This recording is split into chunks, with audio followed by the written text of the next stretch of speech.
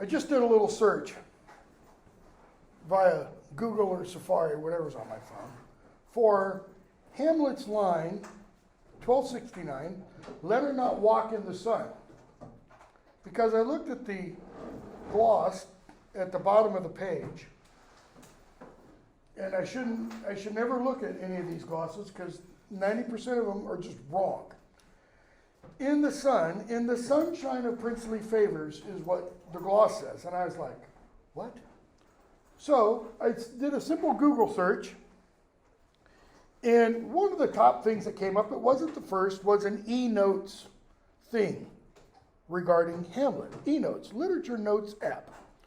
What is Hamlet's purpose in talking to Polonius about the sun's breeding maggots in a dog, etc.?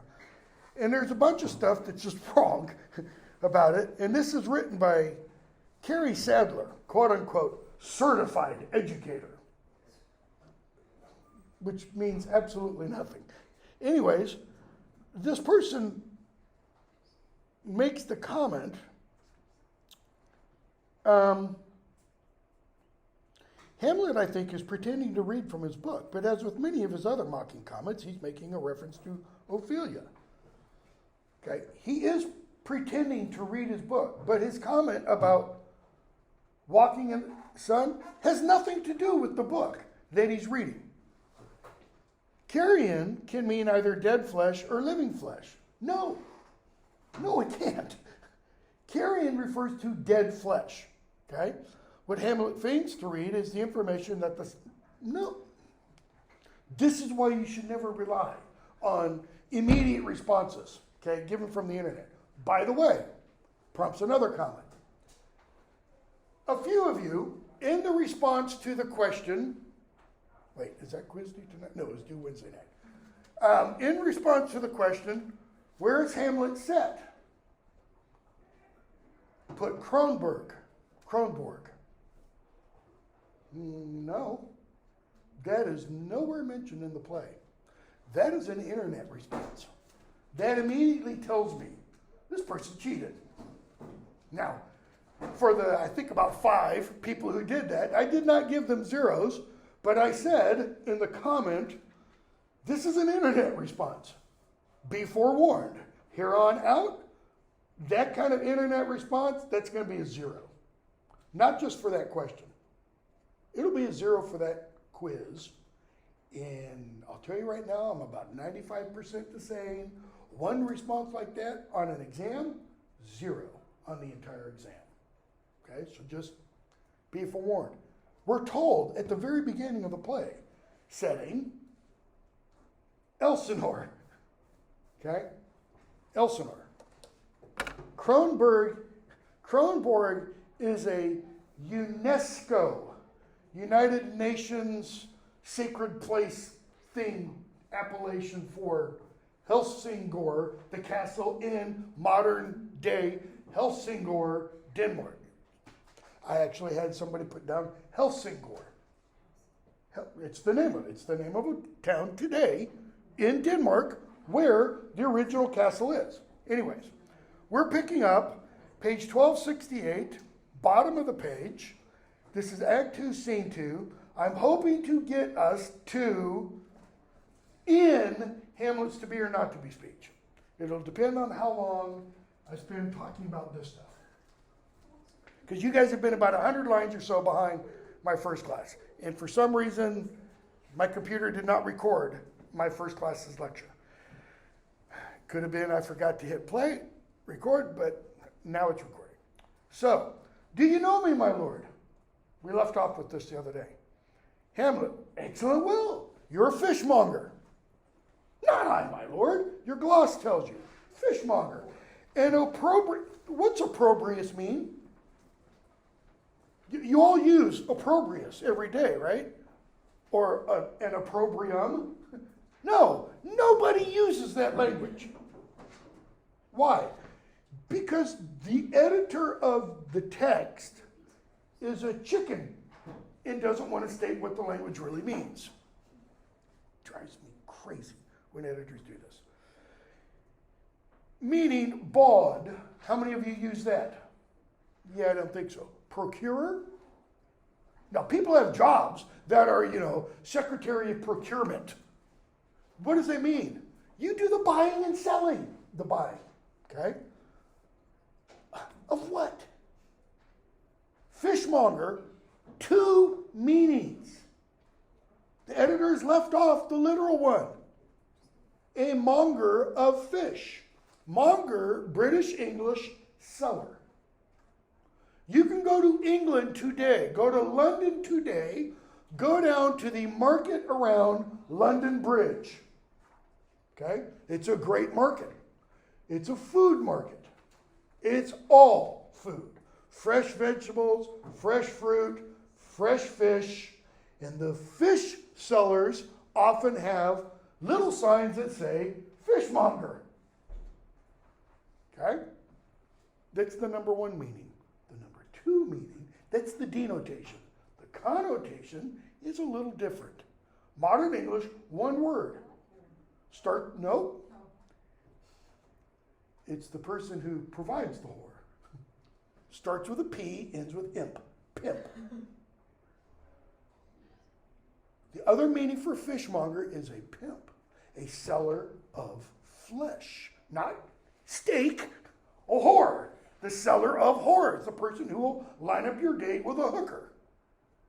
I mean, could be average, ordinary, everyday streetwalker, dime a dozen, could be high class, $1,500 an hour hooker. Doesn't matter. Either one, the person who arranges that is a pimp, or, as Hamlet calls it, fishmonger. How dare you call me such a thing? Polonius is offended, as most men would be, unless one is actually a pimp. Then I wouldn't you were so honest a man. What? Honest, my lord? Polonius is like, what are you talking about? How's a pimp honest? Think about it. How's a pimp honest? If you would, put your John Hancock in the right-hand column.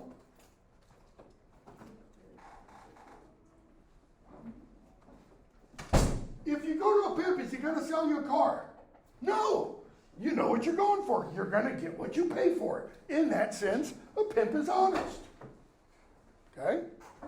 I, sir, to be honest in this world, as this world goes, is to be one man picked out of 10,000. It's an idea that comes up other times in Shakespeare, that honesty is rare in this world. 1 out of 10,000. Hey, yeah, you're right. Polonius says, you're right. When you're right, you're right. Even a clock, broken clock, is right twice a day. For if the sun breed maggots in a dead dog, being a good kissing carrion, have you a daughter? What the hell are you talking about, Hamlet? How does he go from fishmongering, pimping, to a dead dog, the sun, maggots? We don't know how Hamlet's mind goes from that to that. Why? Are we meant to understand the logical progression? No, we are not. Why? Because it is an illogical progression. What is Hamlet doing? How so? He is messing with Polonius. Making him think he's crazy. That Hamlet is mad. Okay? Is he entirely... Does Polonius think he's entirely mad? Because Polonius is going to have a couple of sides. He's going to go, will this be madness? There's a method in it. So, why does he bring up the image, notwithstanding the E-note idiot? Why does he bring up the image of the sun carrying maggots? It was a Renaissance commonplace idea. Goes back to the Middle Ages and earlier. You're driving along the road, there's a dead deer, it's burst open and it's just crawling with maggots. Where do the maggots come from? We know today where they come from. They didn't know in Shakespeare's day.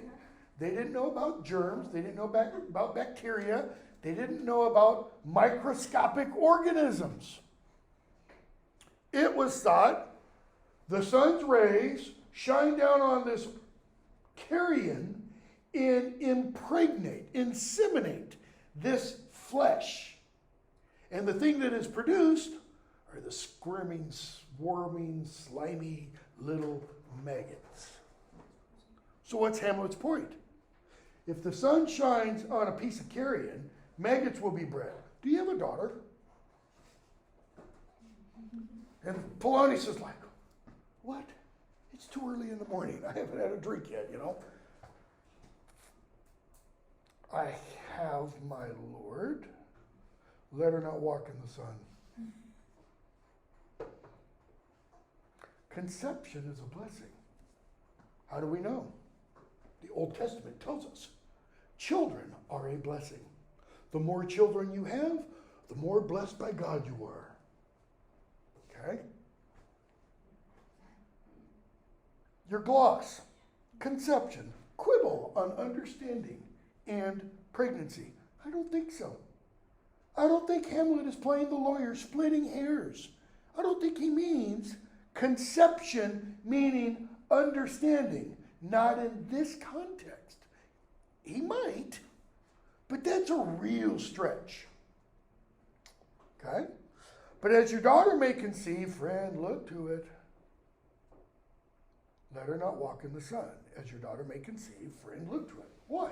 If she walks in the sun's going to breed maggots in her. Now, here is where maybe conception, understanding, is a blessing. Hamlet's going to play on maggots from here to the end of the play. He's going to talk about maggots. He's going to talk about bodies, dead bodies. He's going to talk about beggars. It's getting at some of his mental state, whether true mental state or feigned mental state, we'll have to leave to decide later. Okay? Polonius, an aside. How say you by that? Still harping on my daughter. Yet he knew me not at first. That was a fishmonger. He's far gone. Crazy mad for love.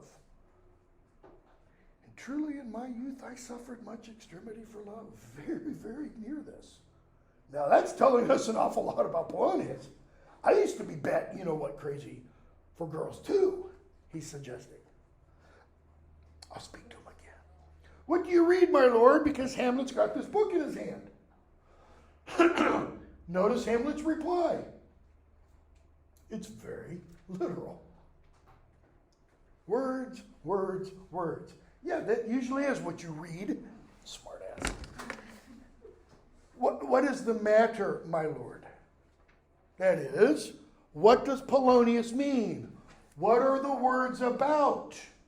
But Shakespeare is showing us that phrase, what's the matter, meant the same thing in his day as it means in our day. Because Hamlet takes the, what is the matter, my lord, to mean, what's the matter between two people? You find two people that are arguing, you say, what's the matter? Stop your arguing. What's the beef between you? Between who? The matter that you read. Oh, that. Slanders. And Hamlet tells him what he's reading.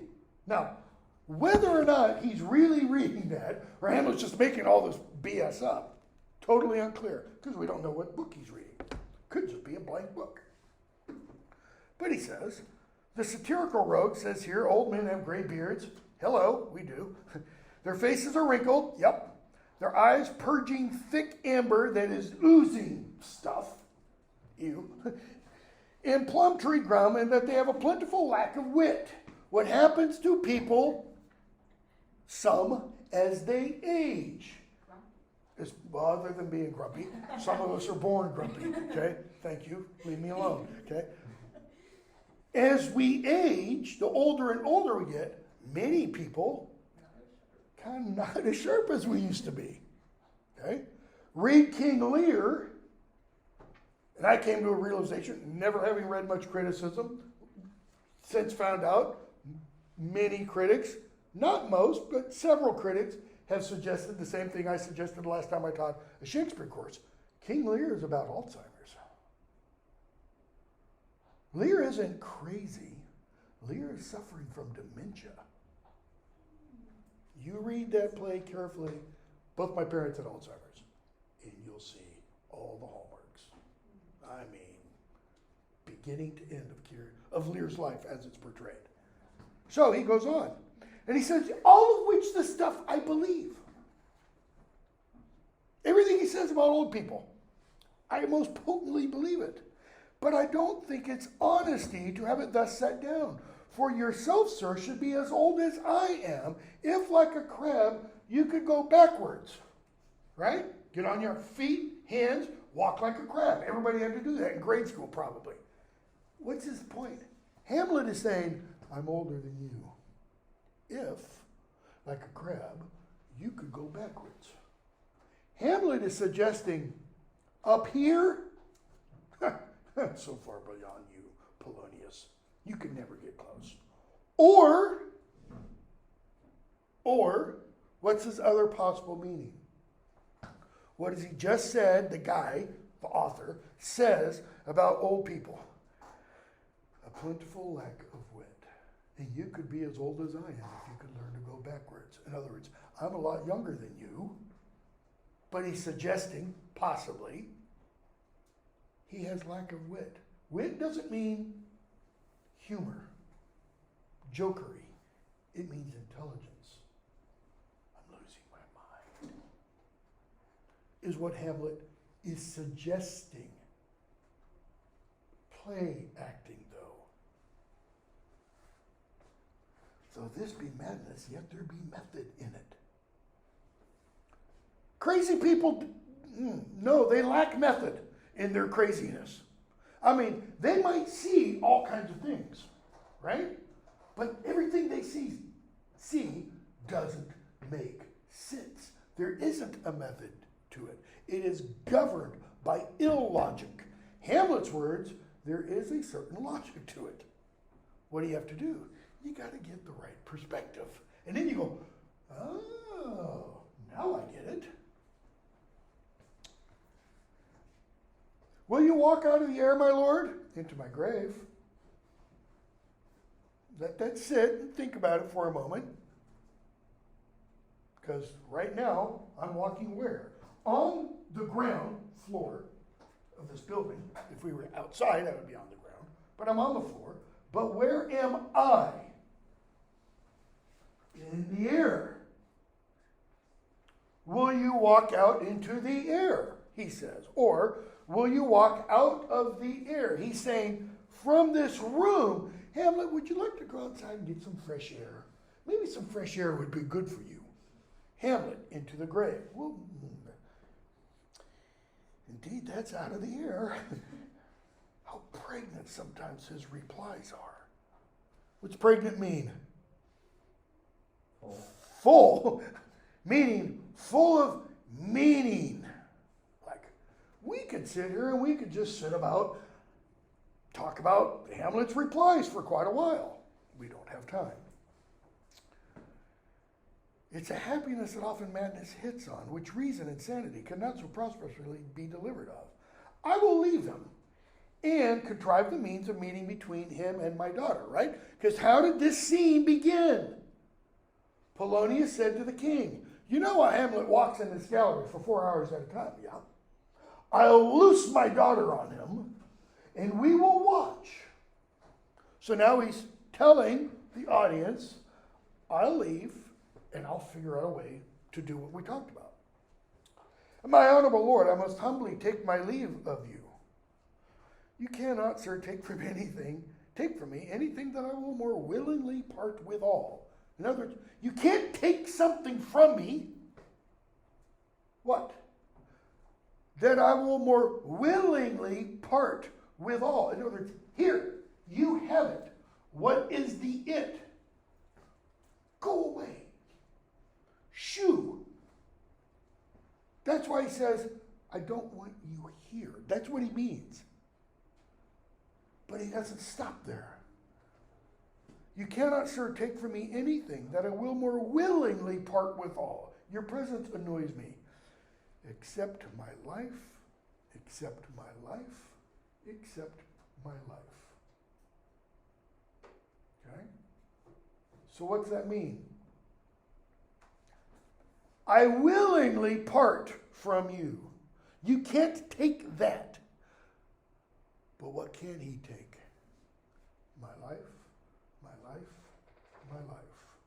It's almost, okay? Notice that. It's almost like Hamlet is suggesting. Have you ever heard of the phrase suicide by cop? Where somebody wants to die, but they don't have the guts to do it themselves, so what do? You charge a cop.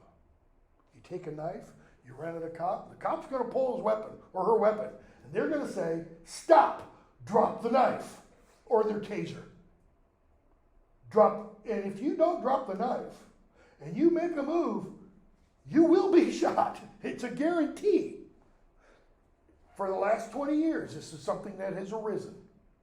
Happens more now than it happened 20 years ago. It never happened 40 years ago, as far as we knew. Okay? So, Polonius leaves.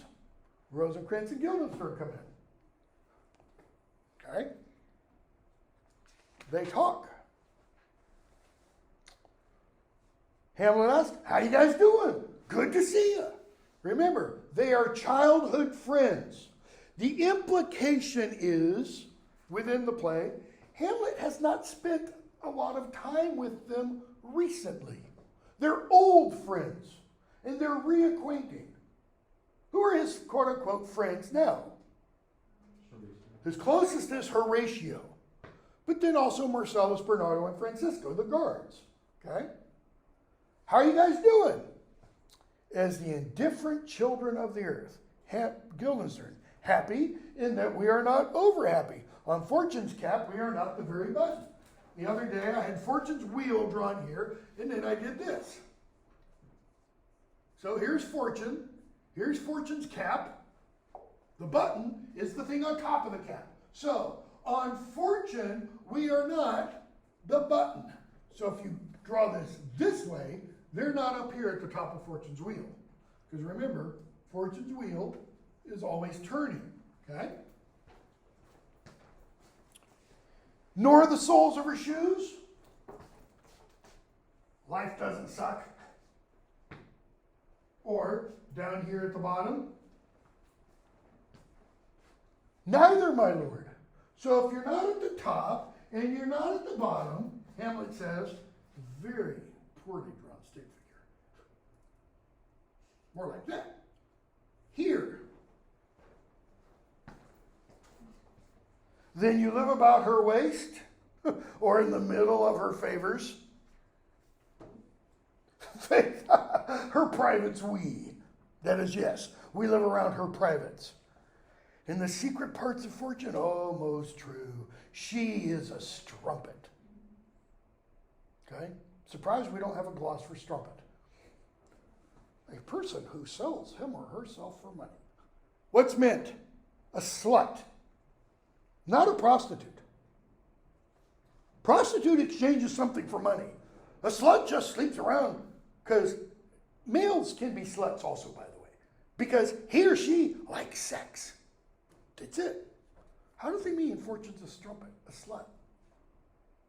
Fortune sleeps with everything, man. Sleeps with people, sleeps with stuff, If I keep these two old syllabi in here for another 10 years, I'll be retired long before then, they will fall apart more and more. This building, please God, will fall apart eventually, okay? And have to be another one built here. Fortune sleeps with what's another word for fortune? Fate, chance. It's more chance than it is fate, okay? So, yeah, it's not your name. So he goes on. Rosencrantz, Hamlet, secret parts of Fortune? She is a trumpet. What's the news? What does what's the news really mean? What's Hamlet really asking? Why are you here? Yeah, why are you here? None, my lord, but the world's grown honest. That's the news. Really? Get on CNN. Get on Fox. Get on MSNBC. Open a newspaper. Hamlet. Then is doomsday near. If the world's grown honest, Jesus is coming. But your news is not true. Why? The world has not grown honest. Let me question more in particular. What have you, my good friends, deserved at the hands of fortune, to get back to fortune, that she sends you to prison hither? What have you done to be sent to this prison? Prison, my lord? Denmark's a prison. Then is the world one. If you're a Manichaean, old Christian heresy, the Manichees taught that the world was made up of light and dark, good and evil, and that's it, but they always existed, and they always will exist. And good will never overtake evil, and evil will never overtake good. They will always be in tension, battling each other. Okay? Denmark's a prison, then is the world one. Hamlet, a goodly one. You're right, it is. In which there are many confines, wards, and dungeons, Denmark being one of the worst. See, I think Shakespeare, probably not personally, but he understood, for example, the layout of the Tower of London. Tower of London isn't just one big prison. Tower of London had dungeons where horrible things were done to people. Teeth removed, eyeballs removed, heart removed while still beating, etc. Disemboweled the rack, all that kind of stuff. And it had rooms that were really nice for people who were arrested and sent to the Tower of London. Some people lived in the Tower of London until they died of natural causes. Others were sent to the Tower of London to be tortured and then killed. He's saying Denmark is like that. We think not so, my lord. Hamlet, we don't think Denmark's a prison. Then it's not to you. What? For there is nothing either good or bad, but thinking makes it so. To me, it is a prison. So my thinking determines reality? Yes or no? If you hate doing something that you need to do, how easy is it to get that thing done? It's not. If you're really looking forward to doing something, how easy is it to do that thing? Easy. What's the difference between the two? It's all up here, man. It is all perspective. St. Paul says, if you think something you're about to eat is evil or is against the law, then to you it's against the law. But if somebody else wants to come and eat it because she thinks, no, there's nothing wrong with that, then for her it's not. That is, for me it's bad, for her it's not bad. For me it's good, for her it's bad. Why? Because that's what we think of those things.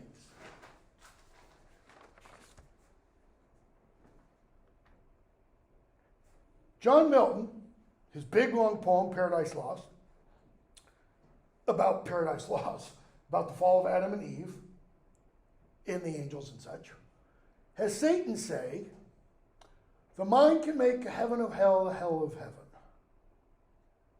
How so? Milton was, at the time, what's called a polymath. There are a few around still today, not many. A polymath is someone who knows everything.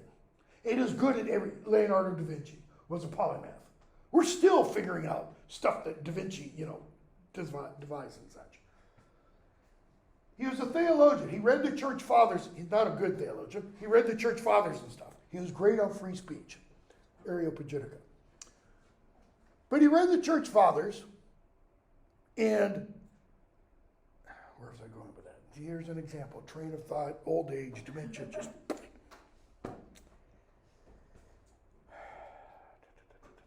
Tis not to you, there's nothing good or bad. Thinking makes it so. To me, it's present.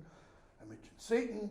Satan says the mind is able to make a hell of heaven, a heaven of hell. Oh, that's what it was. Many of the church fathers talk about heaven and hell. They're not separate locales. They're not places. What are they?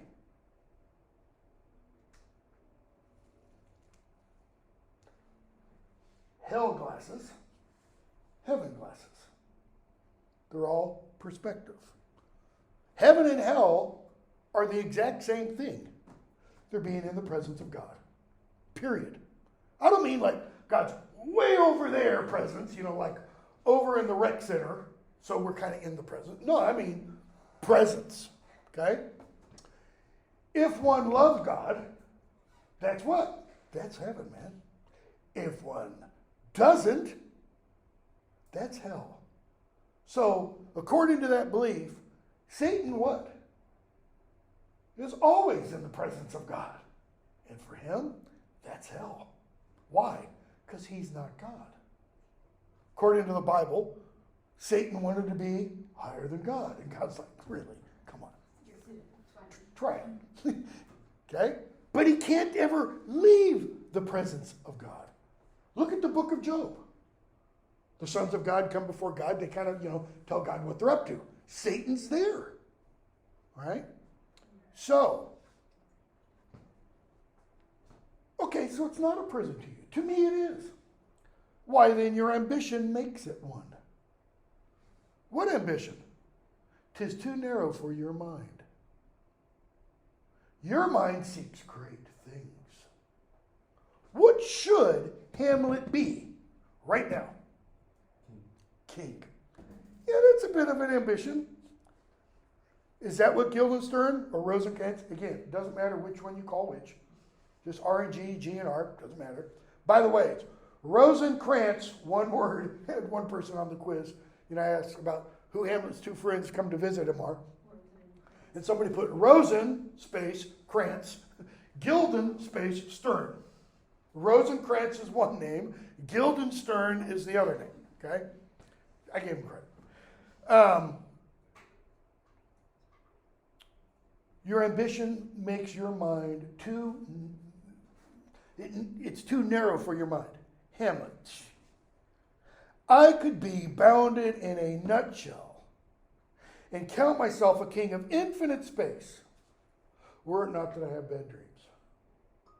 Okay, now we could literally, I am not joking, we could unpack that line for the rest of the semester. There are so many, like a diamond, facets to it. I could be bounded in a nutshell and count myself a king of infinite space. Okay, give me an example of a nutshell. A nut, name one. Really? Walnut, thank you. Pistachio. I was thinking, yeah, I know. I was thinking walnut or maybe peanut, a lot of people. Walnut is probably the kind of nut he's thinking of. Okay? Or a pistachio. Or an almond. Pick your nut. I could be a king of infinite. What's infinite mean? In means un, not against finite. Finite means limited. Unlimited. All the space in the world. Bounded in a nutshell. Okay, just right there, your mind should go, it should explode. Why? Because that's a paradox. Were it not that I have bad dreams. What's he saying about the dreams? They're not within the infinite space. The dreams come from outside. Kind of like what Theseus was talking about the lover, the poet, and the madman. Okay, where do the ideas come from? Okay? We're going to get to this in just a moment. And get even more behind. which dreams indeed are ambition. That is, those dreams, those bad dreams, those are your ambition, Hamlet. That is, even bounded within that infinite space, your dreams say that infinite space is what? Not enough. I want more infinite. That's a logical conundrum. How can you have more infinite space? Here's a little side segue to really blow your minds. Astrophysicists say that from the time of the Big Bang, if there was a Big Bang, because the James Webb Telescope images that it's returning are making a lot of cosmologists go, shit, we don't know anything that we've been talking about for the last 50 years. We don't even know if there was a Big Bang anymore. Why? Because the earliest things we're seeing in the universe are fully formed galaxies. Should not exist, according to the modern astrophysical theoretical physics. Anyways, they say the universe boomed into existence, and now it is expanding. And it's expanding at a constant rate. It's called the Hubble constant. Edwin Hubble, the Hubble telescope. Okay? What's it expanding into? What is outside the universe?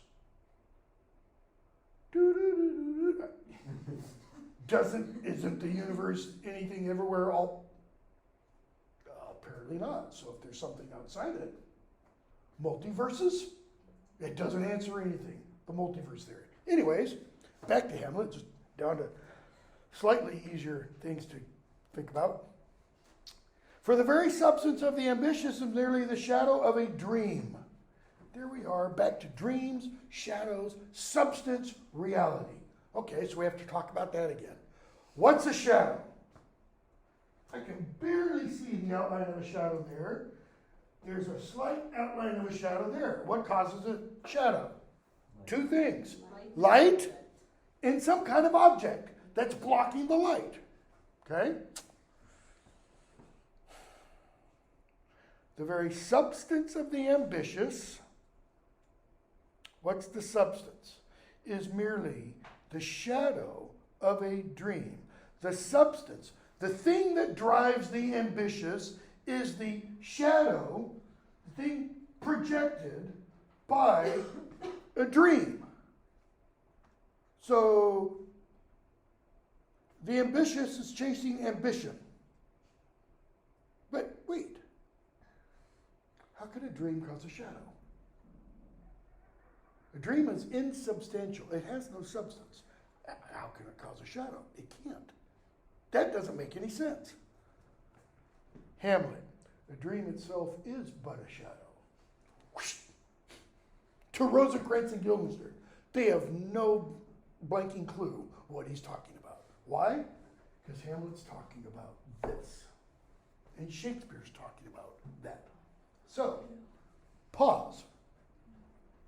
Plato, not the stuff you play with, the philosopher. In the Republic, Book 8, the Republic is Plato's discussion of the ideal state, right? It is a series of talks or dialogues between Socrates and others, okay? So, Socrates, Plato, Aristotle. If you're familiar with Princess Bride, what's the next statement? Morons, idiots, all of them, the guy Fazzini says. Socrates is the main character in all of Plato's dialogues. He's the one doing the dialoguing, the one talking. Plato was Socrates' student, all right? Aristotle was Plato's student. Alexander the Great was Aristotle's student, right? Socrates taught the world can be known and reality can be known, okay? Plato uses Socrates as a mouthpiece, probably, according to most scholars, to put his own, Plato's ideas out there. He puts them in the mouth of Socrates. Why? He's an authority. He's, power figure, okay? So in Book 8, we get what's called the allegory of the cave. Socrates is talking to another guy named Glaucon, ultimately about what's real. What time is it? 9:50. So he creates an image. The image, this is a poorly drawn image, I'm going to use the classroom in a moment, of the cave. Okay? This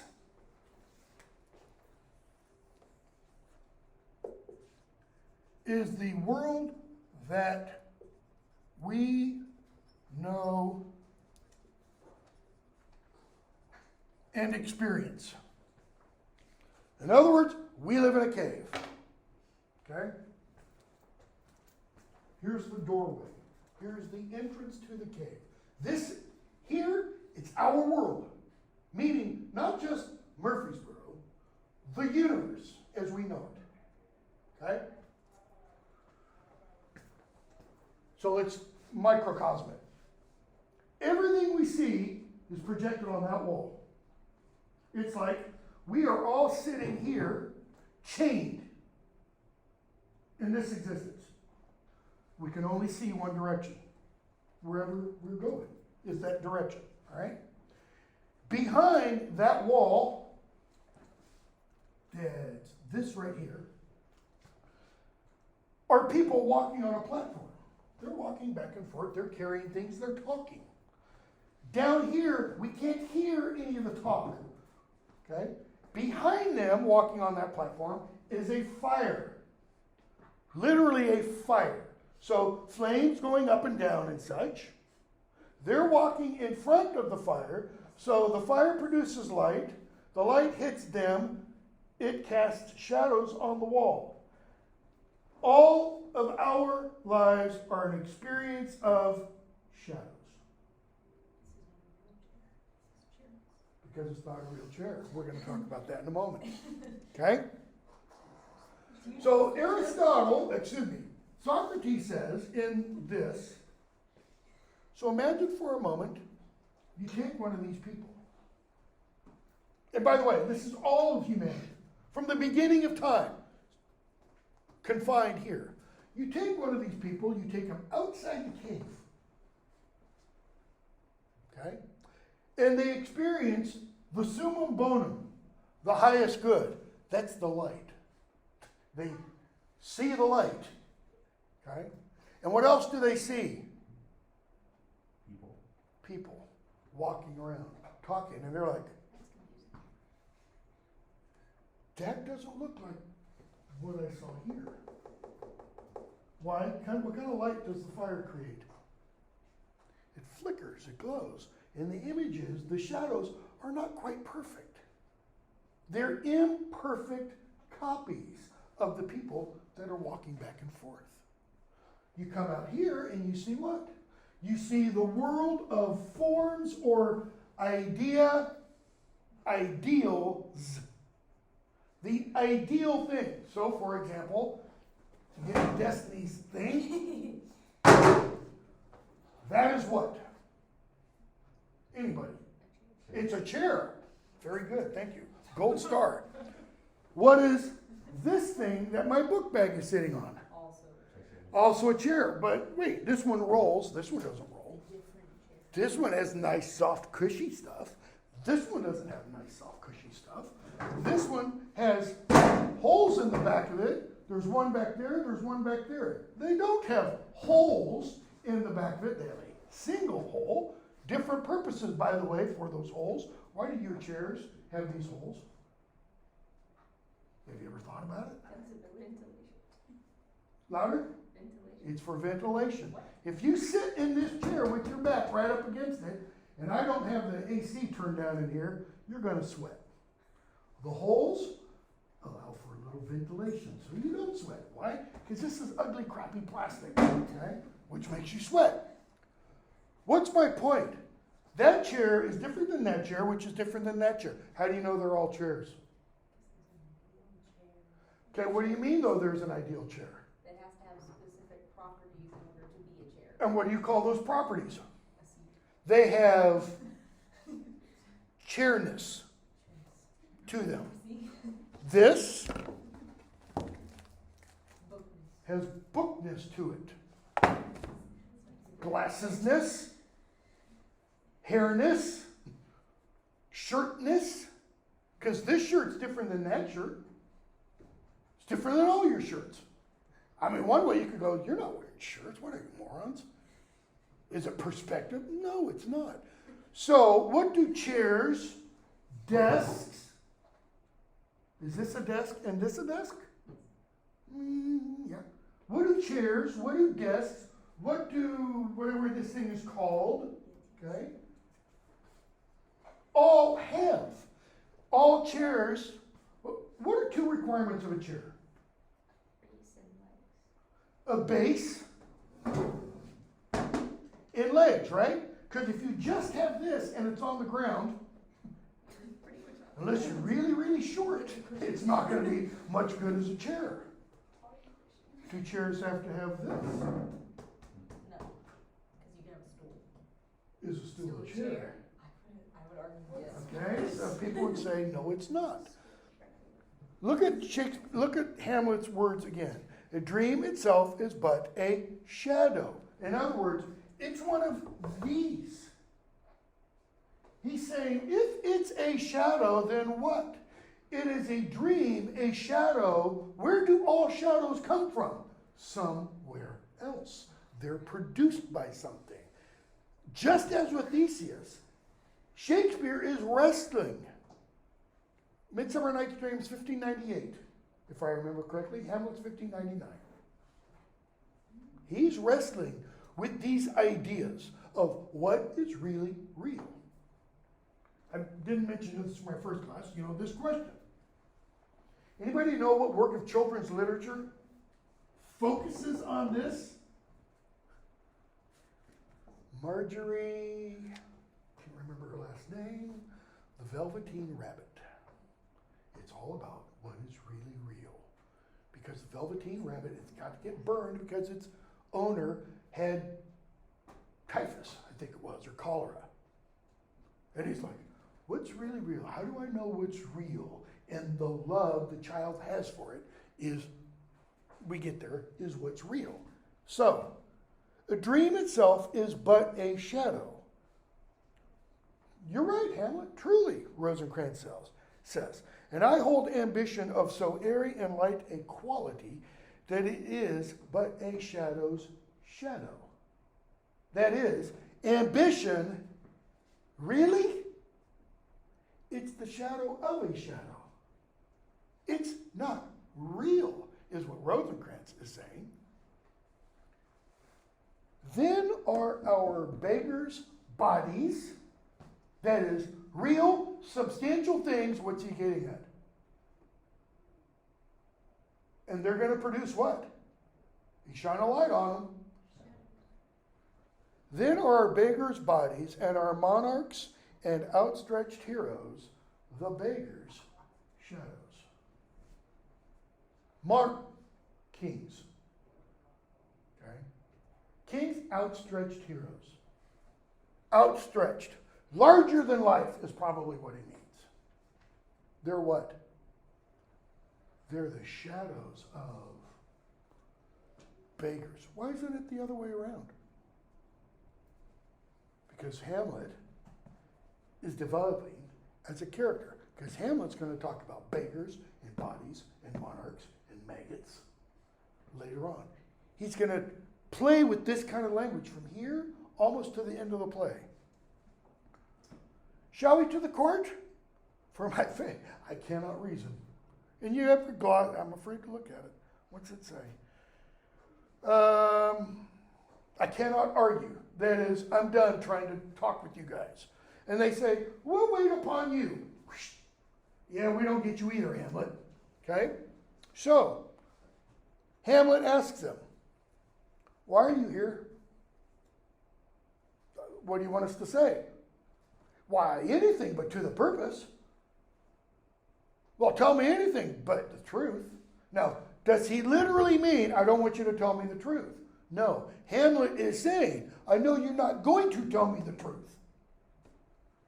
Shadow, reality. Reality is the truth. You were sent for. I know the good king and queen have sent for you. To what end? That's getting again at the idea of purpose. See, end has two meanings. The finality, the conclusion of something, and the purpose, the intent for something. Well, you have to tell me that. Level with me. Were you sent for or no? And Rosencrantz, an aside to Guildenstern, not an aside to the audience. So when he says this, Hamlet can hear it. What say you? How should we answer? Hamlet, to the audience, nay, then I have an eye of you. In other words, what do I spy with my little eye? I see you. I know you. And he's also saying, and I'm good from here on out, I'm going to keep an eye on you. Hamlet knows from here on, cannot trust them. Why? They won't be honest with him. So, they say, we were sent for. Hamlet says, I know why. I've lost all my mirth. Life sucks. There's nothing that brings me joy. And he finishes. And yet to me, and he, great speech, I'm not talking about it because 10:01. And yet to me, what is this quintessence of dust? Quintessence, the ultimate essence. Substance means the essence of something. Accidents is its appearance. Substance is the form. Accidents is the shadow. Okay? He says, man delights not me. No, not woman neither. Why? It's a stage direction. He says, man delights not me. And they kind of look at each other and chuckle, kind of like, at least he's not gay. And then he says, no, neither do women, though by your smiling you seem to. I didn't smile, my lord. Why did you laugh when I said man delights not me? Well, then, because. And what do they introduce? The players. Okay? The actors come in with Polonius.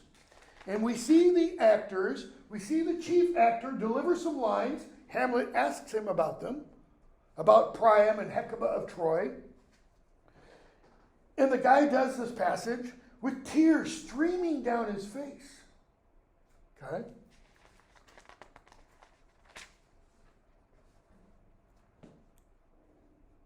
Polonius, 474. Look where he has not turned his color and has tears in his eyes. Pray no more. I mean, Polonius is almost in tears at that point.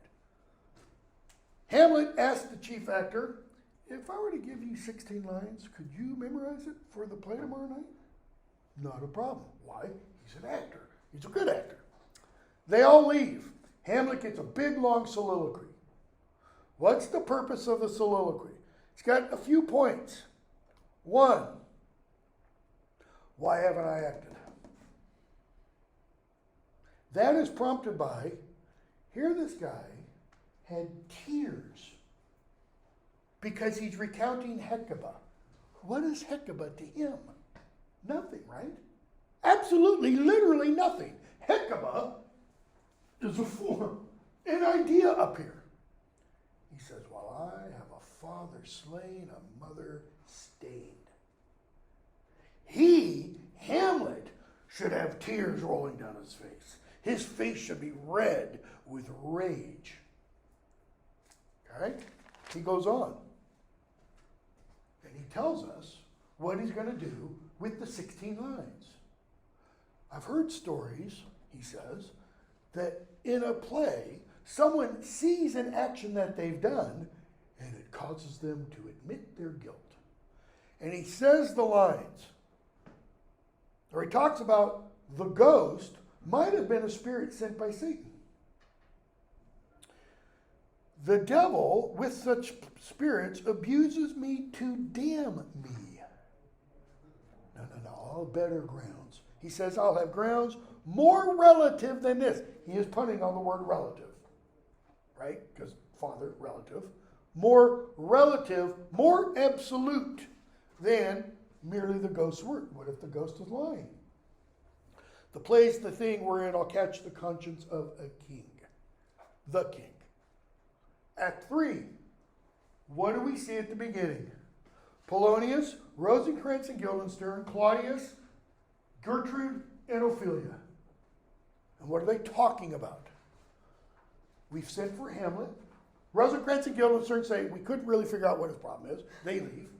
We sent for Hamlet, and Polonius says, Ophelia, you're going to walk here with this book, and you're going to look all devout and everything. It's almost like she's reading prayers. Hamlet's going to say she is reading prayers. Okay? And then he says, meanwhile, the king and I, or the king says, meanwhile, we will be lawful espials. We will watch and listen, even though they will see unseen. They won't be seen, but they'll be able to see what is happening. Well, within the fiction of a stage, if you're not physically within the boundaries of a stage, you cannot see what is happening. It's like you step out of the world. So that means, even though we get a stage direction, exeunt Polonius and Claudius, do they literally leave the stage? What have we been told earlier when they set up this plot? We're going to stand behind the heiress. So when Hamlet comes out for to be or not to be, Ophelia's on the stage, and they're standing behind an heiress. It's called it's called everywhere the greatest soliloquy in the English language. It's not a soliloquy. It is not. It is not a soliloquy. You can get on the Shakespeare Globe website. They've got clips, and they're talking about it as a soliloquy. It's not. Okay? We'll stop there. We'll pick up with Hamlet's soliloquy on Monday. Okay? Enjoy the warm weather. Did everybody sign this sheet? I think one of you might not have.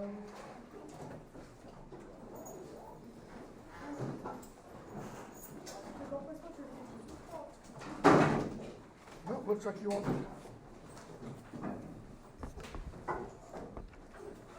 Wake up.